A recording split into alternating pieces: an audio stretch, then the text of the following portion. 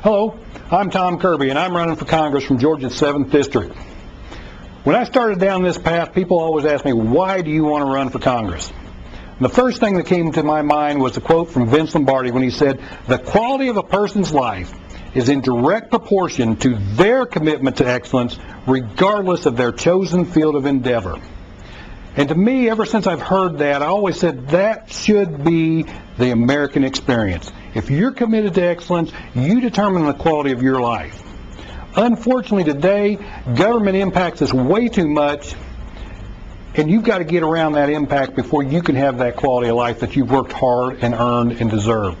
In 2006, the voters started sending a message to Washington. They sent it again in 2008 and again last year in 2009. Unfortunately, I'm afraid too many political people say the votes were against some party or this party, or they want to do something different what that party in power was doing. I don't believe that. The message the voters tend to be sending loud and clear is we are tired of politics as usual, and things have got to be done differently. And that's why, as the only non-politician in this race, I feel uniquely qualified to move forward and do the work that the people of this country and the 7th District are asking for. This campaign, there's really three main pieces of things that we need to focus on. The first one is reforming government. Article 1, Section 8 of the Constitution clearly defines the powers and limits that the Founding Fathers placed on the federal government. The 10th Amendment then further adds that if it's not written in that Constitution that it is a power of the federal government, then that power belongs to the state and or the people. And the federal government is not to just take that power over on their own whim. And for too long, Washington has ignored that and stomped on top of the Constitution. And if we have to, we will start every day on the floor of the House with a Pledge of Allegiance, an invocation, and a reading of the 10th Amendment until everybody in Washington understands that the Constitution is alive and well, and we've got to get back to it. In addition, government has gotten way too big. We've got to start putting the brakes on the expansion of government that's been out of control for the last 30 years.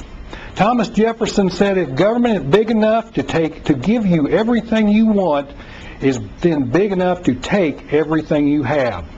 The size of the government's got to get under control. Government has then gotten into too many things they don't belong to because of their size and because they're not following those powers and limits of the Constitution. When the President of the United States starts telling American corporations who their CEO can be and how much money they can be paid, we've got a problem and we need to do something about it. The second big issue is the fair tax, maybe the most critical piece of legislation that we have in front of us today. We need to implement the fair tax that's fair for all American citizens. Currently, if you look at what Congress is doing, they're debating a jobs bill.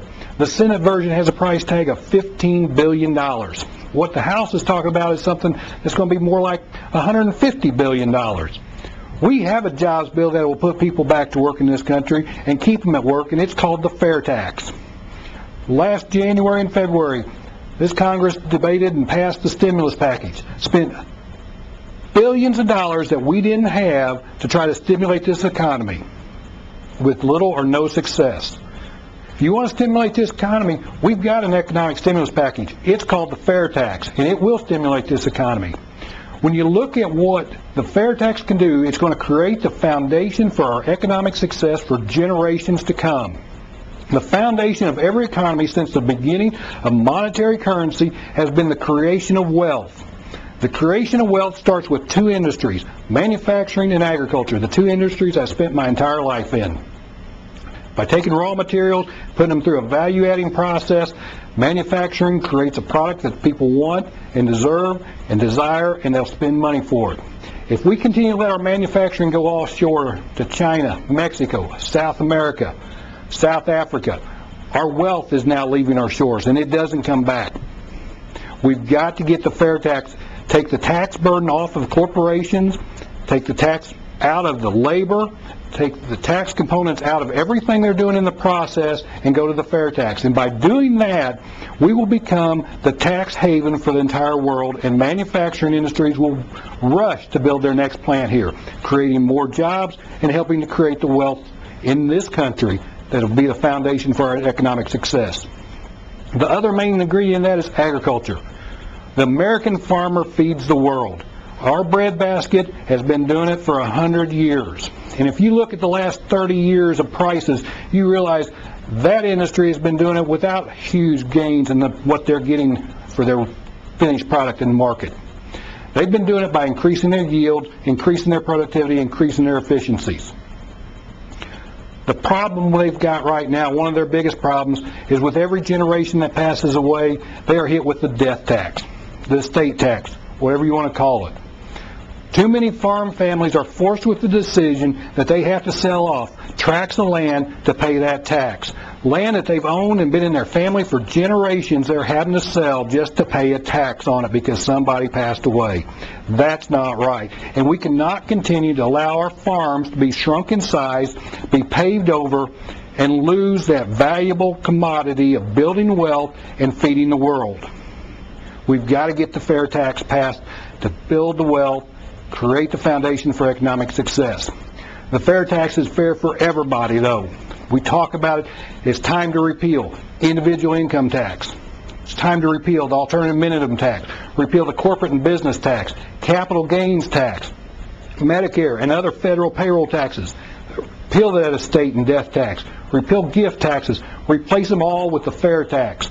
And with the monthly prebate at the poverty level, we take the poorest of the American citizens totally off the tax rolls because we're giving the prebate to cover their taxes based off that poverty level.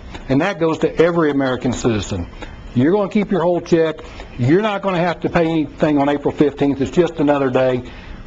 And we're going to build a stronger, more solid economy for all. The third thing, fiscal responsibility, balancing the budget. Since 1992, federal spending has increased by 140%. The federal debt has increased by 156%. That is a ridiculous number and needs to stop, and we've got to get that under control, and we've got to get that debt out of here. This current economic crisis is a crisis of debt. Government's in debt, business in debt, families, individuals in debt. We see it in foreclosures, we see it in repossessions, we see it in companies going out of business. What's been government's answer to this debt crisis? Throw more money at it. That's their answer to everything here lately. Throw money at it.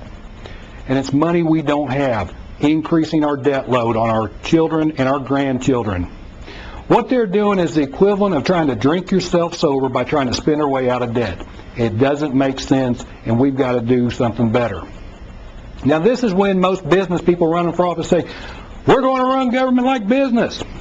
We're not going to run government like business. It's not the same. Government's government, business is business. A lot of differences, but two big ones. First, business exists to make a profit. That's why they're here. Government does not. Government, on the hand, has the ability to take money from its citizens. Business can't just go out and take money. They have to earn it. So they are totally different in how they do things, and they're totally different in their objectives. But government can certainly use the fiscal responsibility, the good business knowledge, to make the businesses use to make a profit, to keep our balanced budget, and to keep things on track. You look at our fiscal year running from October 1st to September 30th. By September 30th, 2009, fiscal year 09 was over. All the revenue for that fiscal year was in. Within a few months, we should be able to have the final accounting of what it is. So when the Congress convened in January of 2010 to start debating the 2011 fiscal year budget that would go in effect in September, they knew what that revenue is. It's really simple. We take the 09 revenue, and that's going to equal our 2011 budgeted expenditures. The budget process sets here's the amount we're going to expend. Now we're going to put it in the pieces in different departments. Economy grows in 2010, revenues go up. The 2012 budget would then be able to go up.